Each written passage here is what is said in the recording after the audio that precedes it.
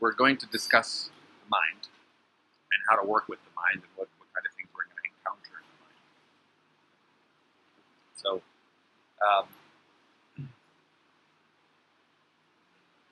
one of the things that will come up we have to work with are dreams. So, dreams, you can only dream what is the content of your mind. You can't dream somebody else's dream. You can't dream the content of my mind. You can dream the content of your mind. Any excess content that you have in your mind will come out and present itself in your dreams. They're unfinished thoughts or things that need completion.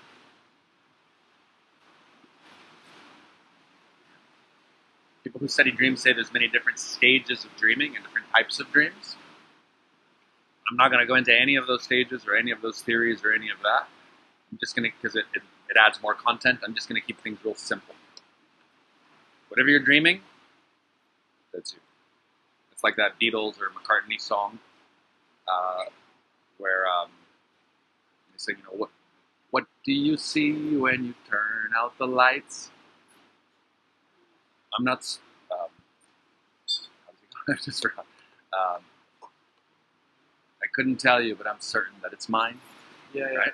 So, whatever you're dreaming, that's yours. It's always you. It's always about you. There are always projections from you, about you, your life, your experience, of what's going on with you. Right? So you can be certain that it's yours. It's not somebody else's. That's, I guess, the whole point.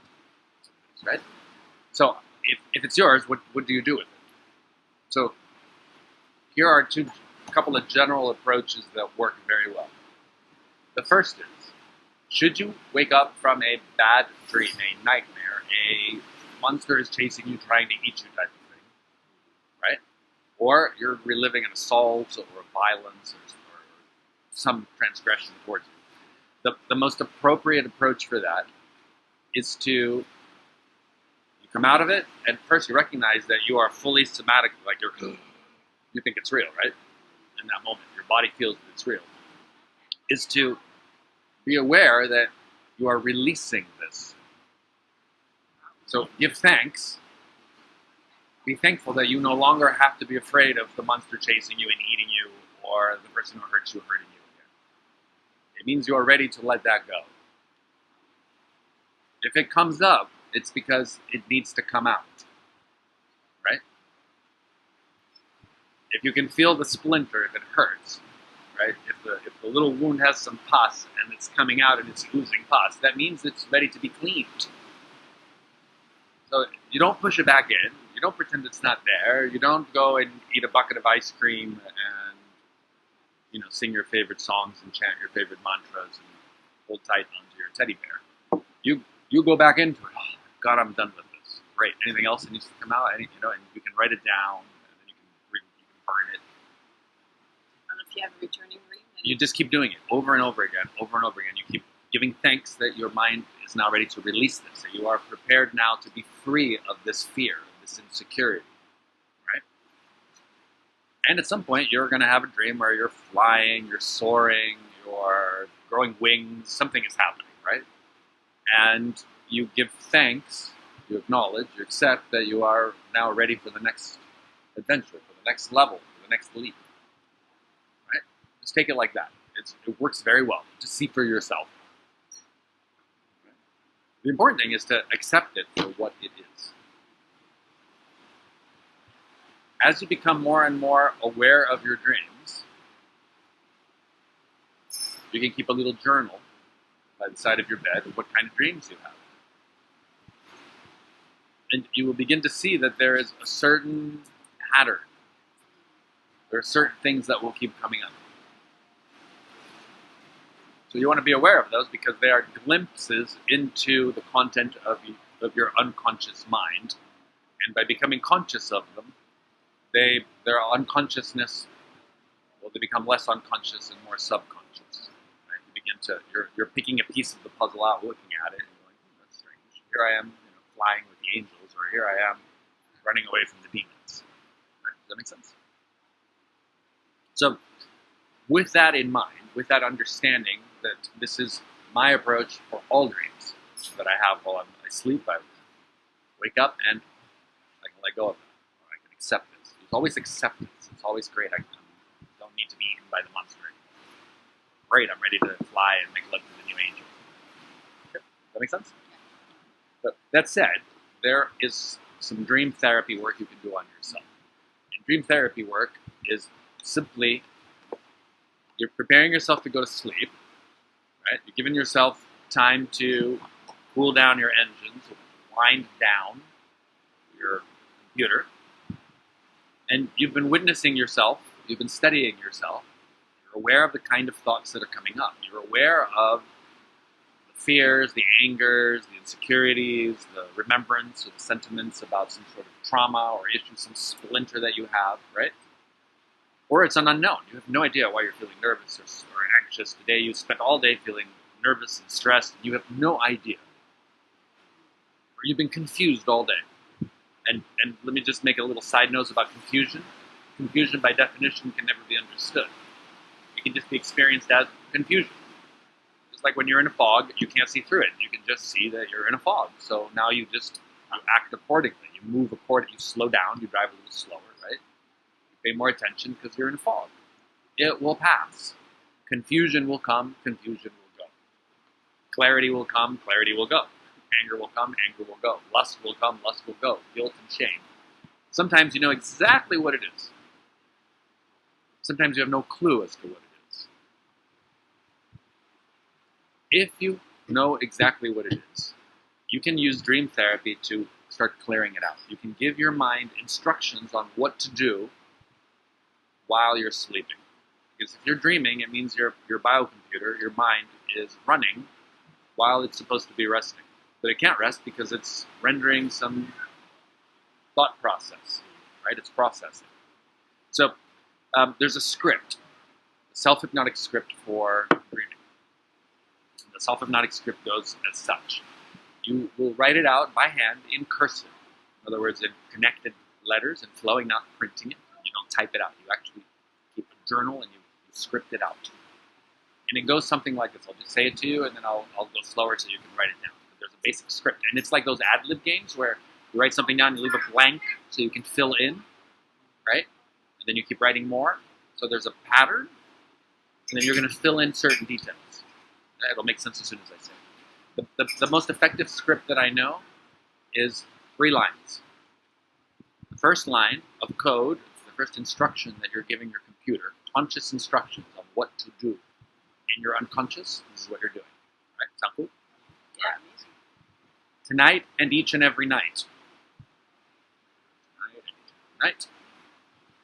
I rest deeply and peacefully. You can change those words, but those work for me. Okay? Tonight and each and every night, I rest deeply and peacefully. That's line 1. You don't have to put a 1. Line 2. In my dreams, or in my venting dreams, because dreams are all about venting. It's your mind is too much, and it's to overflow it out. In my dreams, I shall, and you leave in a space. What will you do? I shall let go of, release, accept my fear or anger, my sorrow, my insecurity, because X, Y, and Z did A, B, and C to me. Right? Does that make sense? So tonight and each every night, I sleep, I rest deeply and peacefully. In my dreams, I vent, I release, I let go, I accept, I surrender to the pain, the horror, whatever it is, the fear, the anger, caused by this, or this. Third line. And I awaken refreshed, right? I awaken refreshed, relaxed, ready to whatever I need for the next day. Energized for my next day, ready to dive in deeper into my muck, ready to go deeper into sorting out my fear, my anger, my sorrow, whatever it is. Right? Does that make sense? So you're creating code for your computer. You're giving it instructions. You date it and you sign it. If you don't know what it is, then you can just say, well, tonight and each and every night, I rest deeply and peacefully. In my dreams, I vent out my fear, my stress, my anxiety, my anger, and the roots, the sources of, that I may awaken, refreshed, and relaxed, ready to keep working on myself. All right, does that make sense? You do it every night. You do it every single night for years, and that allows you to reprogram your mind. You can reprogram your code of your mind a line at a time. You cannot just completely delete your entire operating system and put in a new one, but you can update it and give it instructions a little bit at a time. Right? So here we are, a super tanker of information, of wealth, of possibilities, crossing the oceans, and we cannot simply just press a button, do a 180-degree turn, and go the other way. We have to slowly ease up on the throttle and slowly start turning this massive ship. It's billions of bits, trillions of bits of information that need to be managed. You cannot simply crash the system, throw it all out, and take the red pill and you're finished. It's going to take rewriting millions of lines of code to rewrite an operating system. That said, imagine an operating system that you consciously create for yourself, and you wrote each and every line of the code of your operating system, and there's a million lines that you found the best lines of code. Wouldn't that be interesting to wake up every day with an operating system that is created by you, for you, taking into account how your body feels the yummiest, how your emotions can be the most calm, with the greatest depth, with the capacity for the greatest tsunami as needed, and a mind that can learn and recognize new patterns in any territory, learn new languages, find new ways of generating abundance. Wouldn't that be cool? Well, it's up to you. You can do it. You have created lines of code. Ma, ma, ma, pa, pa, pa, love baby Jesus, right? Follow Muhammad, whatever your line of code, whatever you've repeated, right? Whatever song you've repeated over and over and over again, about life, about love, about this, that is your code. And if it's unintelligent, stupid, poetically beautiful, and metaphysically meaningful, but existentially retarded and stupid, that's your line of code. That's what you've done for yourself. I have loads of stupid lines of codes. What's that? I have loads of stupid lines of codes. You've drawn them in, you've read them in, you reread Romeo and Juliet and dreamed of meeting Prince Valiant, right? Like, whatever story it is, that's what you've done. That's your code. That's where you're at. There are entire generations, the millennials, you guys fall into that, but people who just video games and remote controls and everything online and existentially useless and functionless and retarded. Like, you just don't know what to do because that's the line of code that you put in. Right? So whatever line of code you have, you have. If you were an Aboriginal in the bush, then you'd have the lines of code of an Aboriginal in the bush. If you were born in a high-so city environment, and those are the lines of code you have, and you just don't function anywhere else. You can change your line of code. It just takes time and practice. There's a beautiful movie called My Fair Lady. I think Bernard Shaw's play, Pygmalion. Audrey Hepburn is in it. It's a beautiful musical story of a woman in England who's just a street urchin. Sells flowers and just has a certain way, and she gets picked up by a linguistics professor who makes a bet with another high-so person that they can transform this street wench into a high-so, high-ranking woman of society. So she moves in with them, and they start teaching her how to dress, how to eat, how to bathe, how to speak, how to change her language, how to eat in a certain way, and slowly she starts working her way up, and she creates a high-so way of life where people suddenly think she's some sort of princess from some strange country. They can't even tell. Her English is perfect. Pretty woman story. What's that? Sort of pretty woman story. Sort of Pretty Woman story, yeah. Kind of like a Pretty Woman story, right? Where somebody through experiences, repetitive experiences. Except it takes a lot more to do it. But you can do it for yourself. So you can be your own coach. You have to become your own coach and your own guide. And of course, you're going to find other people that are going to save you time, right? You go and you spend time with J.T. Fox or with Anthony Robbins, and you get to study them and see what their processes are, what their meta process, what their codes, how they program themselves to achieve the level of excellence that they achieve. And then you elicit, you extract from that what is useful for you, right? Which might be this snippet of code of what somebody else is doing. Anybody, me, who, wherever, and then you go, oh, I can do that, right? And then you take another snippet of code from somebody else, and from somebody else, and then you make something up yourself, and you just write it in. And dream therapy is the easiest way to do that. However, the first stage of it is to use it to clear out all of your emotional baggage and all of your psychological baggage. One step at a time. Right? Does that make sense? The lines were, the first one was? The lines are, to repeat the code, Yes. tonight and each and every night,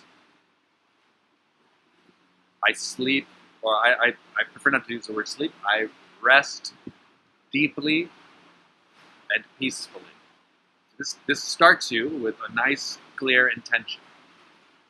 And we're going to use what is called in NLP a sandwich technique, where you take two positives that are easy to accept, and you sandwich in between something that you want to either put in or take out of your code. But it's always between two positives. So you can you can do something with something. You can work with a fear and anger, a frustration. You can handle it. It's like wearing gloves to pick up something that's super hot or super toxic, right? So you put on these rubber gloves and you pick up the corrosive hydrochloric acid that you need for your swimming pool or whatever it is, right? That makes sense? But you don't pick it up with your bare hands. So I start with, tonight and each every night, I rest deeply and peacefully. Yeah, I can do that. Will you do that every night? That'd be a nice instruction to do, right? I will accept, I will release, I will vent out, I will surrender to, I will completely acknowledge and assimilate my worst fears. The sources of my worst fears. That I can awaken, refreshed, and relaxed, ready to keep working on myself. And then you sign that and you date it. You keep a log of that. The line two was, I will vent out. I will, and then you make an underline, right? You leave a space, and in that space you put vent, release, surrender, let go, accept, because you may want to vent your anger. You may want to surrender to your fear, or you may want to release your fear, or you may feel like you need to accept your sorrow, or maybe you just want to vent it out because it's your mother's sorrow. What do you want from your mother's sorrow? Your own personal sorrow, maybe you want to really absorb it and taste it and yum it. And your mom's, you want to taste it, you want to kick it out because it's her sorrow. What do you want her sorrow? So I can't tell you what you need to write. And you're going to do this in English, but you might do it in French or in Chinese or in Dutch or whatever language serves you the best. Because if you picked something up last week from someone that gets you upset, and it was in English, you read it in English. But if you picked something up in French from your French grandmother, then maybe you read it in French. Right? Does that make sense? I'm dreaming English here right now. So, well, whatever. So you're dreaming. Your mind is functioning at a certain level. You will be able to access layers of your unconscious. In English, I can access whatever I learned in English. But English is my third language. I started speaking English at the age of 5. For example, I did not speak English before. French was my first language. I was raised by my French grandmother, French and Spanish grandparents, living in Lima, Peru. They spoke French at home, and Spanish was spoken in the country. So French was my first language, and Spanish. And I left, my parents divorced, and I got pulled out of that environment and brought to the U.S., where English now became my outside language, and Spanish became my home language. So I spoke Spanish at home and English outside. I learned how to figure myself out and clear my mind, and I spent years working on myself, and I figured I'd cleared just about everything there was, and then I went back to Peru because my grandfather passed away, and I spent time with some of my aunts, my aunties in Lima, and they speak French. And I stayed in their house, and their anger, their bickering, I realized that I had, first 5 years of my life, I had all this code, all these experiences, all these imprints in Spanish and in French. So I started going back and doing the work on myself in Spanish and translating things into French. And then I cleared out that layer of my consciousness, right? Because it grows like rings on a tree. It's like a spiral that keeps getting bigger and bigger and bigger, depending on the context of your life. For the first 4 years, I was raised as a European in Peru. So in that sense, it's if you have been living in more places with different countries and different languages, then you have more to clear out. You have more to clear out. So that makes it a little more challenging. On the other end, having multiple languages and multiple cultures means that you've lived in many different matrices. You've lived in many different boxes. Which means that at some point you figured out you've got a little bit of wiggle room. Because the Americans do certain things the best in the world, but the Peruvians make other things and do other things much better than anybody else. The Chileans, my mother's Chilean, my French and Spanish grandmother, and everyone. So you can do certain things in certain ways, and it gives you a little more wiggle room. It's easier to break out of your box, out of your matrix, out of your mental constructs, if they're built by they have many different cultural codes. Because you can see that there isn't any one way. Like the Dutch don't do everything better than everybody else. They do some things better, right? But British do other things that are better, right? And the Thais do other things that are better, and right. So you don't have to get stuck. You can have an international buffet of options.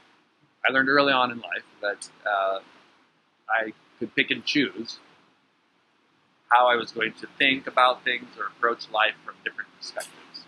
Some things I could think about in Spanish, some things I would appreciate in English, other things.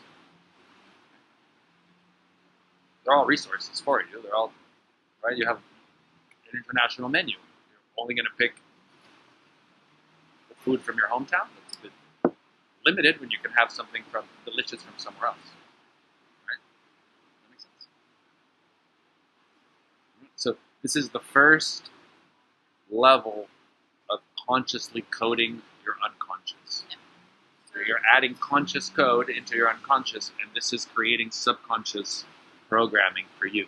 You're giving direct instructions to your mind, right? Your mind is giving direct instructions to itself. It's already partitioned. It's already fragmented. If you have more than a single voice, a single image of yourself in your mind about anything, you are split personalities, schizophrenic, cut up into hundreds of pieces. So one of those pieces, the part that's listening right here, right now, the aspect of you, the personality that wants to grow and wants to change, needs to start putting order and organizing all of the other pieces. The first thing you do is, what's the first layer of what you have to sort through? Is it a fear? Is it a sorrow? Is it an anger? Is it an insecurity? Is it a confusion? Tonight when you go to bed, what is the primary thing that you have to clear? Fear. Tonight, and each and every night, I rest deeply and peacefully. In my venting dreams, I release my fear about this, this, and this. Or I release my fears and the sources of my fears. And I awaken, relaxed, and refreshed, ready to keep exploring and clearing out my fears. Signed, Carolyn, blah, blah, blah. Right? So you start with that. And then one day you're going to have a day where suddenly your fears aren't that big of a deal anymore. Now it's your sadness or your anger. Great. So tonight I'm going to work on, I'm going to release my anger. And it's going to take, for some people, you'll feel something immediately the next day. For most people, it takes 2 or 3 days before you start feeling something and your dreams start to shift. There should come a day when each and every dream that you have is a piece of the puzzle and you have absolute clarity. You understand where it fits according to you. It's yours. It's your dream. And nobody else can interpret your dreams for you. Somebody can say, if you tell me what your dream is, I can say, yeah, most people have this kind of dream. Right? But the baseline is, if it's a fear, you're ready to release it. And if it's an empowerment, you're ready to embrace it.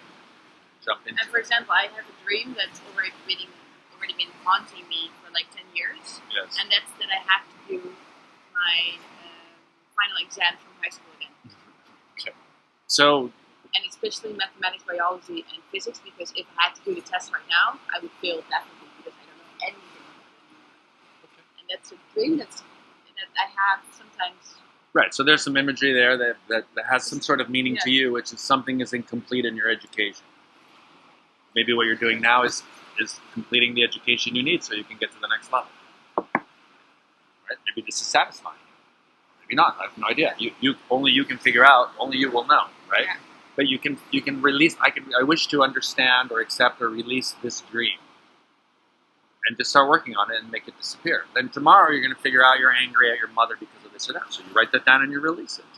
Eventually, you should not dream anymore. If you don't go out into the world, if you stay in a little bubble, your dreams should end and you should stay present 24/7. Your body's asleep, your body's awake, your body's eating, your body's peeing, your body's making love, your body's dancing, your body's writing a letter, your body's paying a bill. The body, your body. Language is tricky, right? But this thing, this form, this being is now eating, sleeping, and there's what has been in the East. They'll say it's like you have a little tea candle, a little candle of awareness that stays on all the time. So there you are, you're asleep, and you feel your breath, and there's some sort of darkness or patterns going on behind your eyelids, and you feel the pillow and the sheets, and nothing's happening. You're just relaxed, it's blissful, it's peaceful, it feels good, and then boom, your eyes open, and then you get a glass of water, and then you brush your teeth, and then you shower, whatever.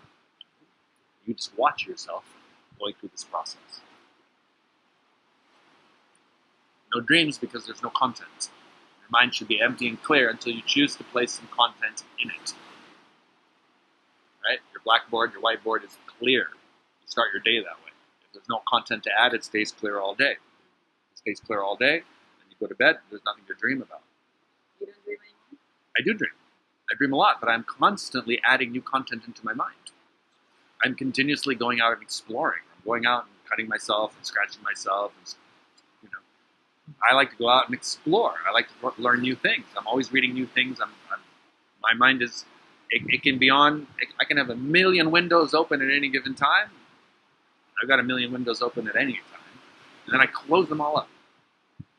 And then something will not be completely processed, and I'll dream about it at night. And it'll usually clear just in my dreams. If it doesn't, I'll wake up with a residue of it, which then means I need to just sit with it and finish clearing it.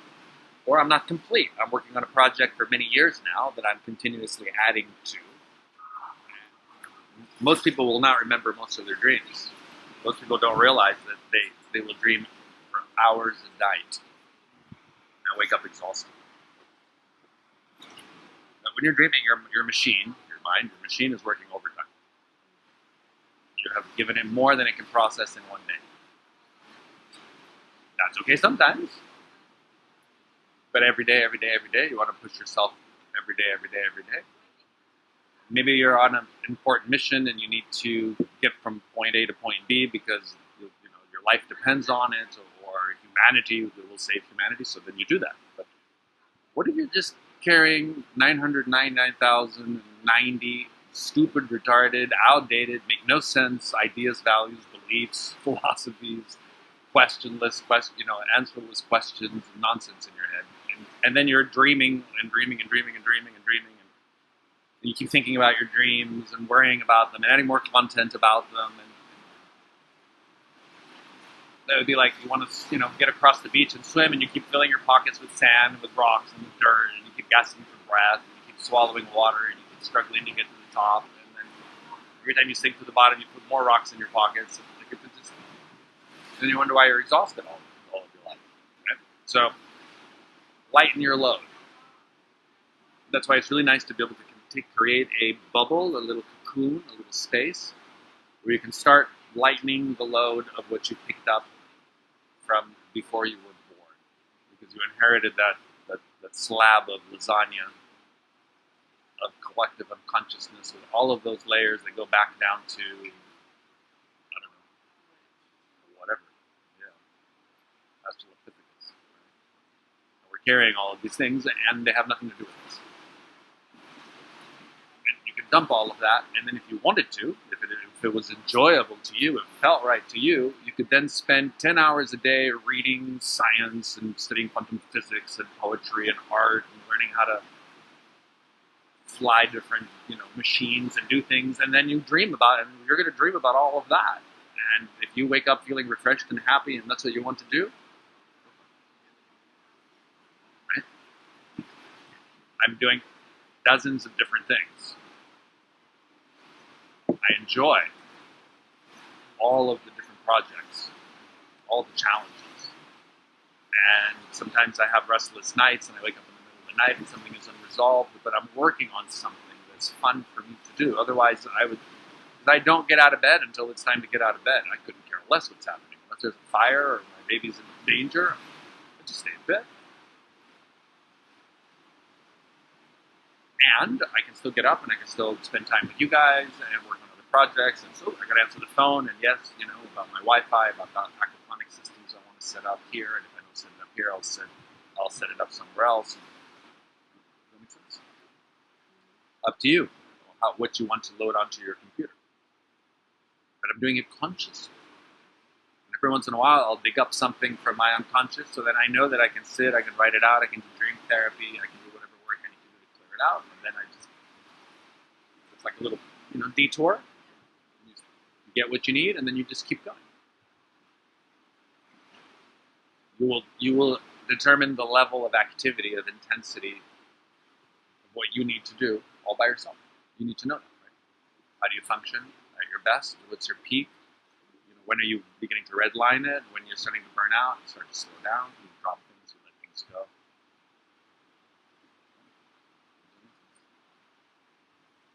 Or you can go sit in a cave somewhere and never think about, you might think about it, but you might not ever actually pick up money or get into a relationship or build a business or do something. You figure out your level of activity. But step one always is, why don't you see what's in your pockets? What are you carrying? Clean out your closets, right? And then see what you have. And then add from there. Right? Build from there. Does that make sense?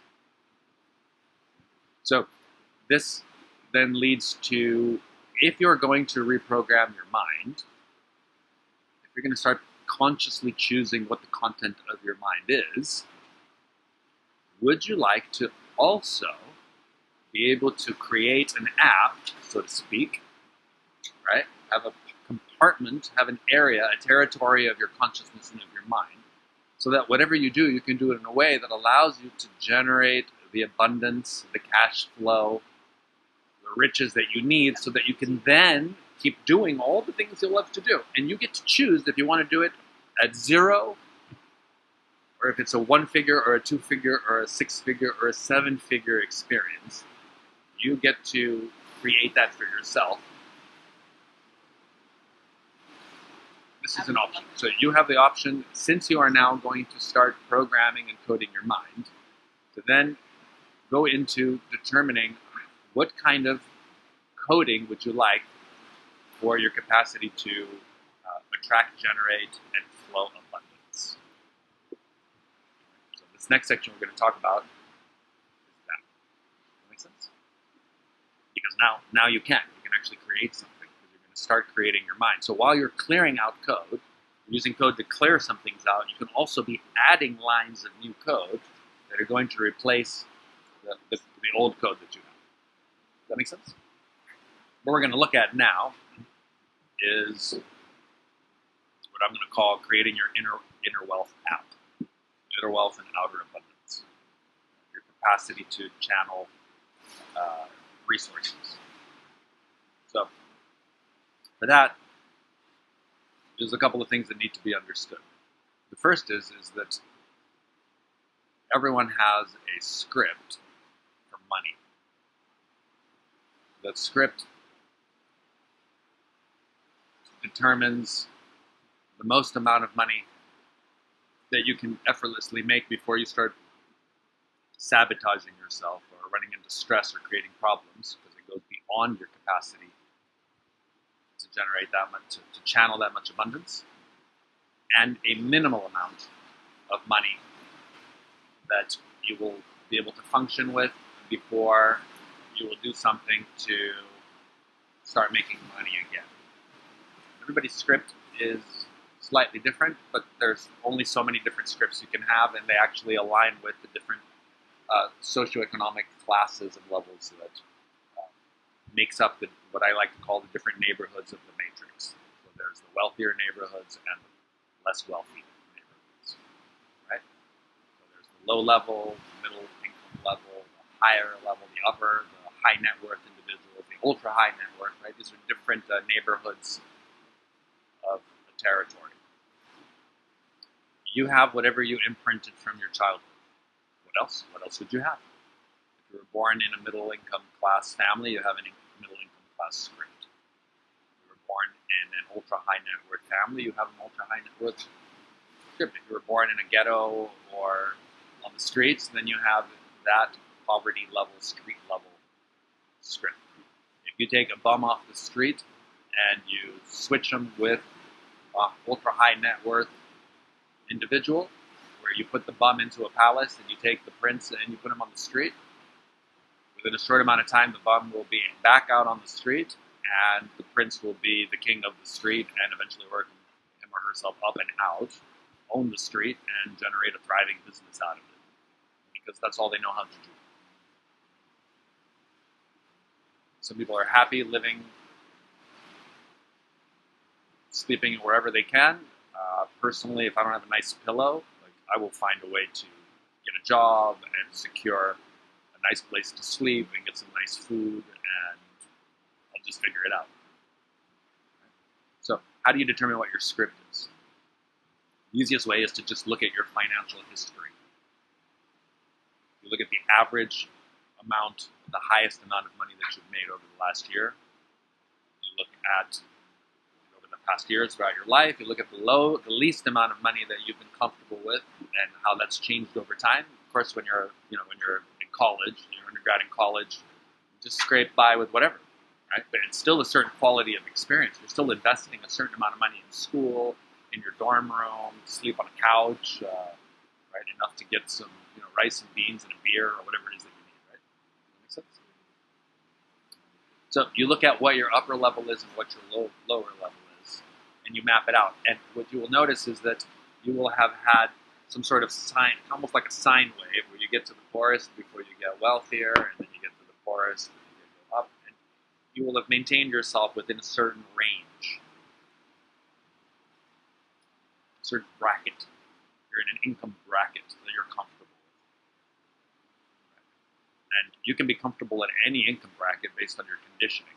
So you'd be comfortable with a few dollars a day, or a few $100 a day, or a few $1,000 a day, or you might be a person that needs that's comfortable with $1 million a day. There are people who function at that level. They have a script for it. What happens if you have a script that's at this level, and then suddenly there is a peak, you win the lottery, or your ghetto rap band or your whatever rock band gets noticed, and now you make a multi-million-dollar contract, and what usually happens to all those amazing people, they end up sabotaging and crashing. Airplanes, drugs, scandals, sex, prison, they either end up dead or crash back down to zero, and then they kind of work their way up again, and maybe they make it up again, and they crash back down again, and they kind of maintain themselves, right?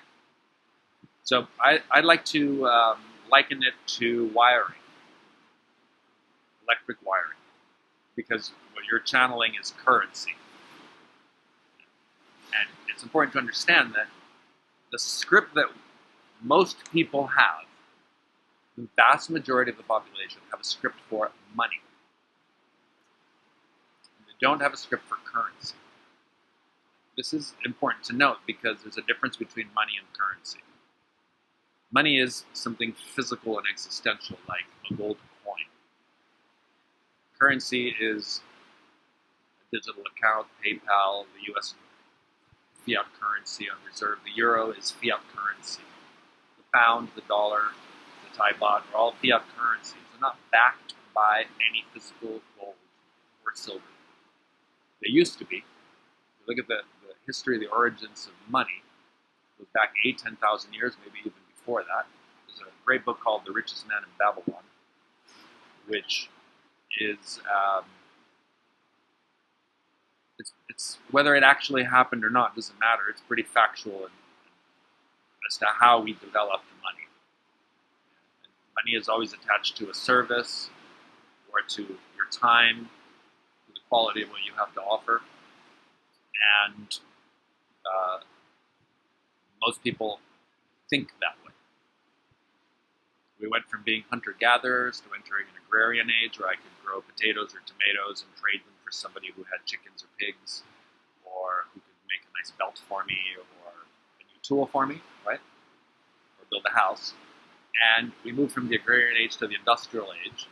We have a considerable amount of industrial age scripting due to the Education Reform Acts of the turn of the 19th century, the 20th century, that were mental programming designed to get people into offices and factories to work for a salary or a pay. And most of the world operates at that level. And it's important to know what your actual wiring is for that, because you may have relatively thin wiring or even ultra thin wiring, or you may have thicker cables and thicker cabling and wiring, depending on the amount of current that is going through, right?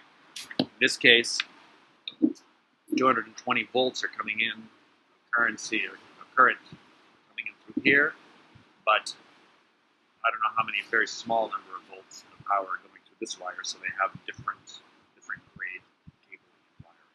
So you are going to have a wiring for the amount of currency that you can channel, the amount of electricity, the amount of money that you're going to be comfortable with.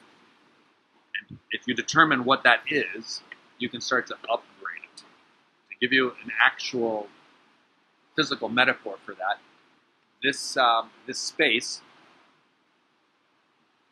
we used to have a drop roof on the ceiling here. It's been taken away, and we've got these nice pretty globe lights up there. When I went up there and cleared out this drop ceiling, I found a spaghetti tangle of electrical cables and wires. So I started going through and seeing that there was dozens of extra meters of cables and wires. And I started clipping them and lining them, going along the sides because I wanted to clear out this center space. The space used to be run by a 10 kilowatt, a 10,000 watt diesel generator that you'd have to start and run every day, just like all the other resorts here there's diesel generators that run 24/7 so that you can have a light bulb on in your room or a refrigerator. So we were running that way. And our 10 kilowatt generator was puffing and puffing and straining to run this place. When I went through and I cleared out and I started cutting these cables just to organize it, just for aesthetics, I recognized that when I would cut through the cables, that the core of the metal cables first was very, very thin and blackened. What I realized is that when they built this place 10 years ago, that they cut down young coconut trees and used what was available, and they went to the hardware store and they bought the cheapest electrical wire that they could. And they wired everything up, and then they kept adding and splicing and adding more and more things. And that it was too thin for the amount of power that was going through, so they were starting to burn, and the electricity runs around the outside of an electric wire, of a conduit. And it's all starting to burn. It's too much power is going through that system. And I was starting to getting electrical shocks up at the generator, and I realized that I'm going to have an electrical fire if I keep using this. It's going to be more and more shorts. So I hired a Western electrician to come in and provide a wiring for this entire space that should one day we're off grid, should they one day cut the road out the back and bring in proper electricity from the grid, that I could have a plug-and-play system. They could just show in and it would be certified and ready with all the features that it needs to just plug it in so that I could just disconnect my generator. Right? Does that make sense?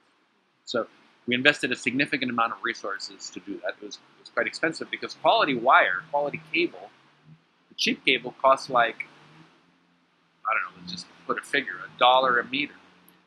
But the quality cable is like $10 a meter, $15 a meter. So I got to put in several hundred meters of cabling, and I'm either going to go and buy a giant 100-roll of cable for $50 at El Cheapo store, or I'm going to put in $5,000 worth of cable. It cost $250,000 baht to rewire this place. It costs more money to rewire this place than to buy the entire place out. But when I did, and I started up my generator, suddenly it wasn't huffing and puffing, it was purring and giving me the power I needed, because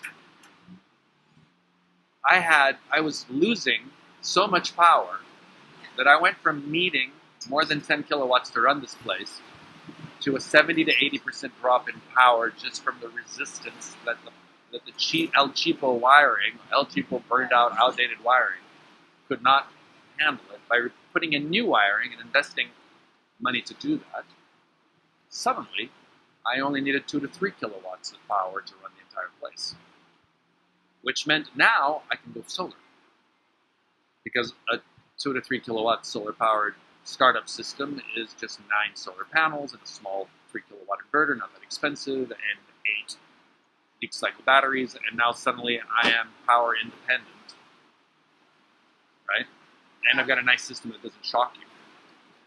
So, when it comes to our mental script for currency and our wiring that we have, I find it of tremendous value to go through and look at what kind of wiring do you have, for how much, where is it shorting out, how much money is too much money for you, what is too expensive for you, where do you get nervous? 100 baht a day, 1,000 baht a day, 10,000 baht a day, are you okay with 10 euros or 10 pounds a day, 100 euros a day, would you pay 1,000 euros a day to have a good experience?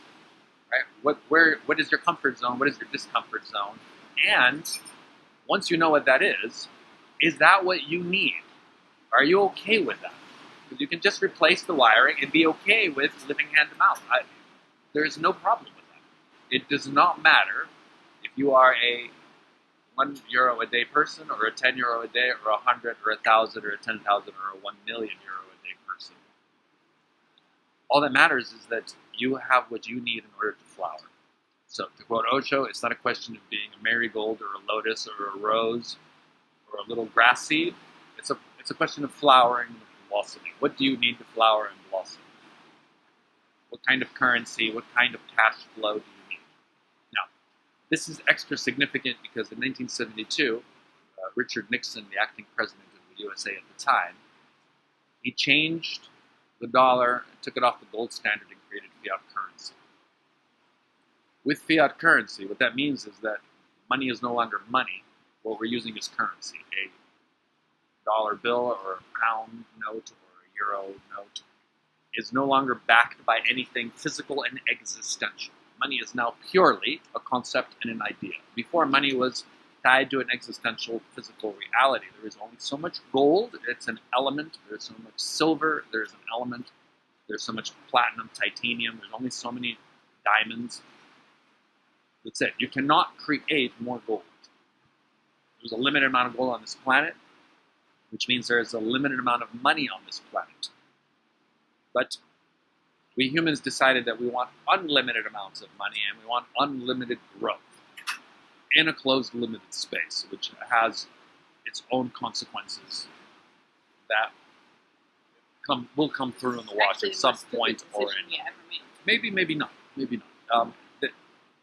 If it was done unconsciously, so there is a certain amount of stupidity in it, but the fact is that I use it to my greater advantage, and I'm okay with the fact that there is a surplus of hundreds of trillions of dollars, euros, and pounds floating around the world. And the difference between money and currency is kind of like the difference between having batteries and having, with DC batteries, and having currents, electric current. The DC battery, it holds a certain amount of power. I have 48 12-volt, 200-amp batteries in the room downstairs, and they provide electricity for 48 hours for the space. And then they're dead. And then I have to refill them, and they go up and they go down. And that's the limited amount, and it's easily measurable, and you know how many coins you have, and if you're McDuck or whoever, the uncle, the rich uncle, right? With the mountains, you can jump into a swimming pool of gold coins and you can count them until that gets boring. Currency is different. Currency is not anywhere really localized. When there is a certain amount of currency in my outlet, a certain amount of current in my outlet, and when I plug it in, depending on what I need to draw, the amount of current that goes through based on the wires and the breakers and the circuits that I installed, but there's no limit. I have a limit as to how much I can fill my batteries downstairs, but my solar panels produce more current than I can store in my batteries. So there's more currency floating around. There's enough currency for everyone to be extremely wealthy. Everyone on this planet can be a millionaire. But only if they learn how to work with currency and put in the wiring to allow that to happen. If you stay in the industrial age, agrarian age, money system, then you stay in that system. Now, I work in that system too. I'm growing fish. I'm growing vegetables. I could sell my fish for 100 baht, right? And if it costs me 80 baht to grow it, then I make 20 baht that go in my pocket. I'm now part of the agrarian age, right? I can also work, and I can coach you for an hour for 100 euros an hour, just to put a number out there, and then my time is worth that, and your time is worth that, and you pay me, and now I'm part of the industrial age, and we're exchanging things like that. But when money became currency, what is interesting to note is that it became purely a thought form and an idea. And to me, that's when we officially enter the information age. Because computers were juggling and, personal computers hadn't come out yet, but we had these big univac systems and computing systems, private and governmental and military systems existed. But now, anybody has a PC or a smartphone, and anyone and everyone has access to learning how currency works. Once you enter the information age, any bit of information that you have might be of value to somebody else. I can have a conversation with someone that's worth nothing to them. I can have the same conversation with somebody else, and that might be worth everything they've got, that bit of information. Now it's up to me to learn how to manage that, how to package that, how to market that, how to present that to you in a way that makes it interesting to you, so you will exchange your resources for my resources. But my resources are just information. I sit here, I do nothing, I just have a conversation with you. And what's it worth to you? Right? Does that make sense? So the information that I have to share with you now is information about how do you script and program your new operating system if you're going to consciously create a mind for yourself, a new operating system for you. You have capacity to determine what is the value, what is the intensity, how much currency, how much current do you want to go, what kind of wires are you going to invest in. Does that make sense? So you need to be able to determine first where you're at. You need to be able to look into your thoughts about money, about wealth, about abundance, about scarcity, your fears around that, your attachments to money. There's conditioned imprint attachments to money because you grab it and you hide it under your mattress. You dig a hole and you put all your gold nuggets and gems in that hole, and they're always valuable. They never lose value. But currency is different. You don't do that. You don't fill. First, it doesn't exist. You can't put it anywhere. Where do you actually put currency? It's just an idea. Currency functions best when it's flowing. It's called currency because it needs to stay current. Markets function because people are going around buying and selling stocks, bonds, real estate, right? Goods, futures of goods, right? Information. Things are going around. And if everybody's playing the game, then more and more money can keep going through. If somebody drops out of the game or pulls out of their market, then there's a tremendous amount of wealth that suddenly disappears. It's lost. The stock market goes down 10 points and it loses billions in wealth suddenly disappear. And then suddenly it rallies up again and everybody thinks it's worth something and they start buying whatever, Starbucks, Google, and whatever, and then suddenly the stock market goes up and now suddenly there's billions of dollars worth of currency more in the system. How much would you like to be able to collect in the channel? You need to determine what that is for you. And I will show you how to do that. Does that make sense? Right. So I have a couple of simple formulas for you to consider and just to work around, and you ultimately have to determine what you want to do and where you're going to be comfortable at. So the first thing is you will need to physically map out and diagram out the levels of money, of currency, of abundance that you're comfortable with and where you're uncomfortable. The minimal amount that you need in order to feel comfortable, right? Most that you need in order to feel comfortable, the most you've ever made, the most you've ever lost, the least you've ever had consistently, how long it's been before you've rescued yourself, you've come back out of it. I was at zero for a week, for a month, and then suddenly I inherited some money, or I got a new job, or I said, okay, that's it, that's enough. Yeah. I worked with a woman in Los Angeles who was born in a poor neighborhood. She called it, she said she came from a white trash ghetto neighborhood. She came from poverty, white American poverty in Southern California. She started a record company and did well and became very wealthy, started making millions. It was too much for her to handle, so she got hooked on heroin and she crashed and she lost everything. She lived, so she rebuilt herself and she made millions, and it was too much for her to handle, so she started taking heroin again and crashed again. And then she was sensitive enough, she was intelligent enough to eventually realize that she didn't need millions, she just needed a few thousand a month and hang out. And she lived that way for years. We met and we talked about this, and she got it. She's like, oh my God, that's it. I understand. I make more than this. I start to freak out. I get so crazy. I need some heroin to calm myself down. And so she chose to slowly start re-scripting herself so that she could start making a little more money and be acceptable with that, and weaning herself off of the heroin. And it took her a few months to start to rebalance herself, and she was okay. And then I haven't heard from her. I don't know where she's at.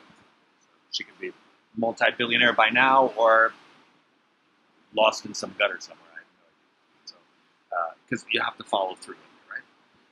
But I use it as I tell you her story as an example as to where people can be. She has the potential to generate tremendous amounts of abundance, but she doesn't have the wiring for it or the coping skills or even understanding of how it works.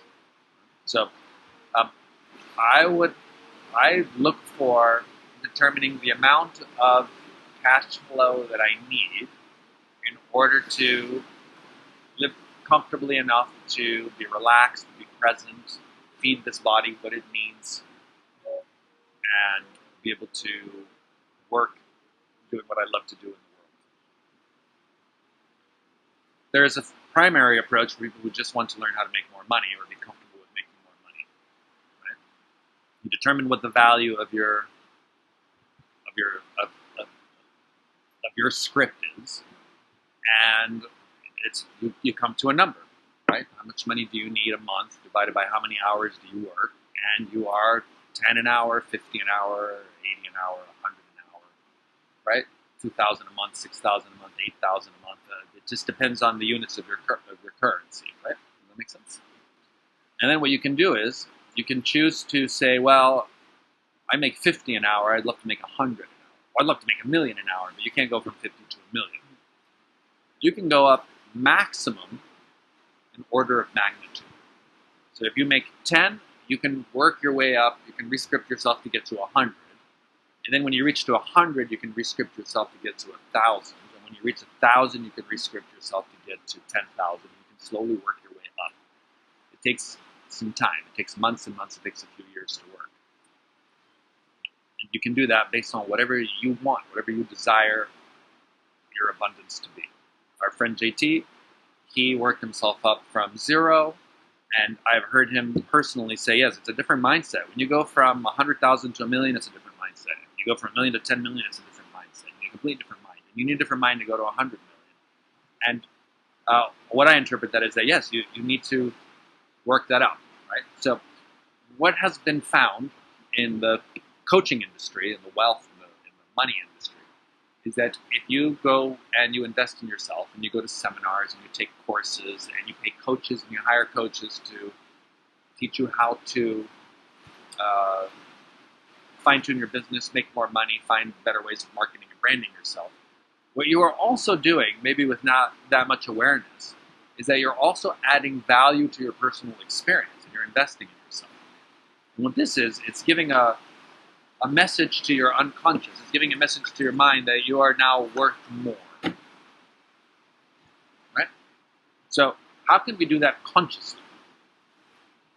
The way we do it consciously is that we first start, where are we? We're 20 an hour, we're 50 an hour, we're 100 an hour. We get that, we accept that. Right? So what we do is we create what I'm going to call a mental currency account. And this is based on some work that I learned at my hypnotherapy school, where they had something they called the mental bank account. And the idea is very simple. We've discussed this before. Once you determine a value that is appropriate for you, I have a formula for helping you figure out what that is, but that comes later. For now, you determine a value of what your time is worth. What you do is you create a mental account, a mental savings account, a currency account, okay, checking account. Where what you're going to do is you're going to make psychological deposits and investments in yourself at your time. So every time you do something that empowers you, where you're investing in yourself, that's a deposit in your account. So you buy a plane ticket to come to Thailand and do a shop like that, all of your expenses for this journey, you can tie in everything that you've done to rent a little place and then come here and pay for the boat and pay extra at the restaurant. You could have stayed home, right? All of that are just direct deposits into your account. Then every hour that you spend doing something that empowers you, your yoga, your tai chi, your dance, reading a good book on understanding how finance works or how to understand your subconscious, practicing your hypnotherapy, writing the script, this course, everything that we're doing now, by the hour, you can add a value to it and you can say, I'm worth 50 an hour, I want to be worth 100 an hour, so I'm going to create a value for myself where each and every hour that I invest in myself is worth 100.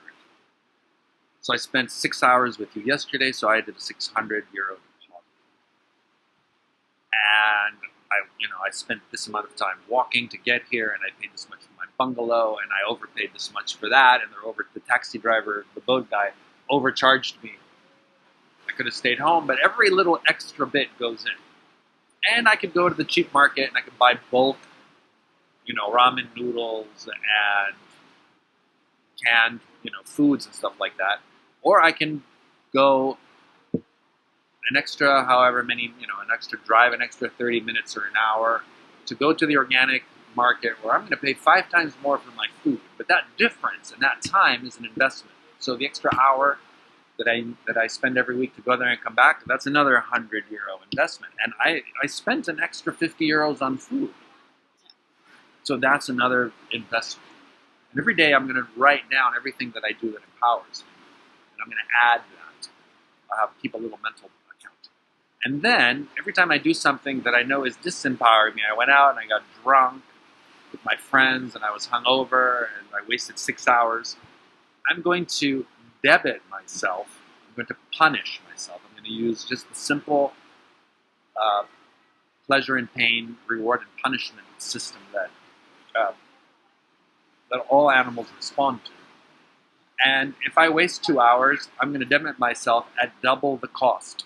So if I do 2 hours of yoga, right, I deposit 200 euros because I'm worth 100 euros an hour. 2 hours at 200 euros an hour because I lost 2 hours. This is how I punish myself. So if I sit there and I eat junk food and watch, stupid programs on TV. Instead of sitting quietly and meditating and eating the best possible foods, I punish myself or I reward myself. Then I slowly get used to the growing numbers. I do this every single day. And over a 6-month to a year period, I see how much my mental currency account has grown. So you map out every hour of your day? Every hour that I'm doing something that is, I'm going out of my way or intentionally working on myself and improving myself. And if you just, is there also, because it's well, you're eating either breakfast. or. You eat breakfast. Breakfast is breakfast, right? So that's It's nothing. neutral. That's neutral. But you If went you- out of the way to get the organic yogurt and the whatever muesli and the best fruits, and it cost you an extra euro to do that. Then the time you took to go out of your way to do that is an investment, and the extra euro that you spent on that extra spoon of higher quality food, right? That's an investment in yourself as well. So you have neutral, punishment, and investment. You have neutral, debits, and deposits. Deposits, neutral things like you slept. Right? You slept. So what? You spend 15 minutes each night and each morning going over But your if you dream were, therapy for and your mental currency. example, really drunk, then you slept like 12 hours, well, you Then you usually debit have that. 8 hours and 4 hours. Then those extra hours you debit, plus the money that you used to get yourself drunk when you could have been, right? In that time you could have been doing yoga or stretching or meditating or swimming or... But also it depends on when you got drunk. For example, sometimes I have been drunk and that was for a good cause. Getting drunk for a good cause. Well, every time you get drunk, you're poisoning yourself. Yeah, So that's true. now, however, I was in a situation once in Burma where I was crossing a border and there was a difficult immigration official, and I sat and had a few drinks of their cheap whiskey with them and established rapport. Walked away with a bit of a headache, but I lived and I needed what I needed to do, and I got through without any difficulty. So I would call that a positive experience. Yeah. Even though I did need to poison myself a little bit, sometimes you need a thorn to take out a thorn. Yeah. Right? Does that make sense? Yeah. So that's okay. But I'm just going out and I'm getting... Now, if you go out and you get drunk because you want to forget your problems and pretend like they don't exist, then that's a debit. But if you realize that you have a problem with alcohol and you start meditating and working on yourself and clearing yourself, and one day you say, okay, I'm going to do a study on myself to see what happens when I drink. So I'm going to get my house ready, I'm going to get everything clean, whatever. I'm going to buy a bottle of the best whiskey or the best tequila. It's going to cost me $100, 100 euros more for this quality, right? Instead of the cheap stuff. And then I'm going to take a shot and I'm going to watch myself and meditate and see, can I do my yoga, and I'm going to do 2 shots, and then I keep my balance in 3 shots, and I'm going to do that until I pass out and keep a log of it. That's a scientific experiment. You can pay yourself for that. It's your intention. Are you doing things to increase your awareness? Now, how does this tie into what we're doing? Anything and everything that you go out of your way extra to do to bring you towards being more present, more awakened, more happy, thriving, dancy, energized in your body, clear in your emotions, wider dynamic range of patterns that you can recognize to use it to generate abundance. That's great. Now, if you go out of your way and you make a multi-billion-dollar business that opens new minds and poisons the environment, that's a double debit. But if you go out of your way and you invest in doing something that's solar power, like we pay a lot of extra money, more than a low worker's salary here, to take our trash off of this part of the beach and take it to a place where it can be recycled and taken care of. The neighbors just throw it in a hole and burn it, and then it washes out to the beach, and then they throw it back in a hole and burn it again. So for our currency account, for our positive empowerment account, the fact that we're spending extra, right, we're investing extra resources to keep our environment clean, that's a plus. Right? That's an investment in me, because, well, the cleaner and healthier the world is, the better it is. For me, for everyone. It's a positive thing. So this is how you start rescripting yourself. Right? So then the next question is, how do you rescript yourself in order to thrive? Because what we're looking at is just basic survival. What do you need in order to survive? I need at least this much, so I can pay for a room which costs this much, which can buy this quality food.